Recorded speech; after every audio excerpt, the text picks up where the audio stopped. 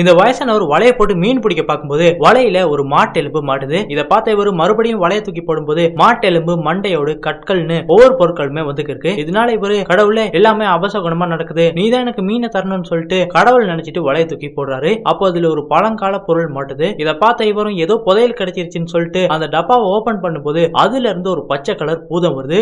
அந்த பூதம் 1000 வருஷத்துக்கு அப்புறம் என்ன திறக்கிறவங்களுக்கு வரம் கொடுப்போன்னு, ஆனா நீ என்ன அதுக்கு முன்னாடி திறந்துட்ட, அதனால உன்னை சாப்பிட போறேன்னு சொல்லும்போது இதை கேட்டோன்னே இவரு பயந்து போயிட்டு என்ன விட்டுன்னு சொல்லும்போது அந்த பூதம், நான் ஒரு சக்தி வாய்ந்த பூதம், உன்னை சும்மா விட மாட்டேன், எனக்கு பசிக்குது, உன்னை நான் சாப்பிடணும்னு சொல்லும்போது உடனே இவரும் அந்த பூதத்துக்கிட்ட இருந்து எப்படியாவது தப்பிக்கணும்னு சொல்லிட்டு அந்த பூதத்துக்கிட்ட சொல்றாரு, இவ்வளவு சக்தி வாய்ந்த பூதம் நீ சொல்ற, இந்த சின்ன டப்பால நீ எப்படி இருந்தன்னு சொல்லி கேட்கும்போது அந்த பூதம் சொல்லுது, அதை நான் உனக்கு நிரூபிச்சு காட்டுறேன்னு சொல்லிட்டு உடனே அந்த டப்பாக்குள்ள போயிருது. உடனே இவரும் அந்த டப்பாவை மூடி அந்த பூதத்துக்கிட்ட இருந்து தப்பிச்சா மட்டும் போதும்னு சொல்லி நினைக்கிறாரு. அப்ப அந்த பூதம் சொல்லுது, தயவு செஞ்சு என்ன திறந்து விடுங்கன்னு. அப்ப இவரும் திறந்து விட்டா என்ன நீ கொன்றுவன்னு சொல்லும்போது அந்த பூதம் சொல்லுது, அப்படி பண்ண மாட்டேன், என்ன திறந்து விடுங்க, உங்களுக்கு வரம் கொடுக்குறேன்னு சொல்லிட்டு இவரும் திறந்து விட்டதுக்கு அப்புறமா அந்த டப்பால இருந்து வெளியில வந்துருது. அதுக்கப்புறமா இவரை பார்த்து சொல்லுது, உன்னை நான் பக்கத்து நாட்டுக்கு அரசன் ஆக்குறேன்னு. இதை கேட்ட இவர் ரொம்ப சந்தோஷப்படுறாரு. அப்ப ஒரு நோடி அவரோட குடும்பத்தை பத்தி நினைச்சு பாக்குறாரு. அதாவது இவரோட குடும்பத்துல பசங்க எல்லாம் பசியில இருந்திருப்பாங்க, அந்த வறுமனால தான் மீன் பிடிக்கவே வந்திருப்பாரு. அதெல்லாம் நினைச்சு பார்த்துட்டு நான் அரசனாக விரும்பல, என்னோட குடும்பம் வறுமையா இருக்கு, அதனால உன்னால முடிஞ்ச உதவி எனக்கு பண்ணுன்னு சொல்லும்போது அந்த பூதமும் அவரோட நேர்மையை பார்த்து மகிழ்ச்சி அடைஞ்சு அவருக்கு நிறைய தங்க காசுகளை கொடுக்குது. இவரும் அந்த தங்க காசுகளை எடுத்துக்கிறாரு.